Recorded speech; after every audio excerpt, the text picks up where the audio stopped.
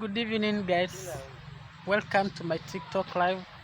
Niko hapa preparation za chapati, naona sikukuu imekaribia. Niko na mtu pale anaitwa Sheila, niko na mheshimiwa wetu hapa Mishimboko Walikoni, pia tuko na mpishi wetu mwenye tunatambua huku Likoni, sijui vile anaitwa Steve, anaitwa Steve. Pia tuko na mwalimu wetu pale anaitwa Mr. William aka Kingangi. Hapo naona anajishika tama sijui.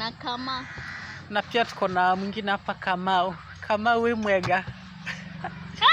Guys, najua Kikuyu, msinione hivyo. Kamau erasia murega muno. Kujeni tupike chapati na zimeiva, msione ati niko hapa. Mbili za kwanza zinakuanga za mpishi as usual.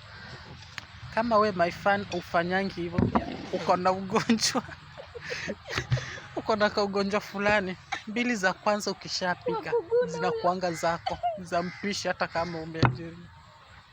Bye bye, acheni nitoke live nipike. Tutaonana saa 3 usiku nikiwafunza jinsi ya kuoga vizuri, jinsi ya kusugua sehemu zako za siri vizuri. Saa 3:30 usiku tupatane huko bafuni.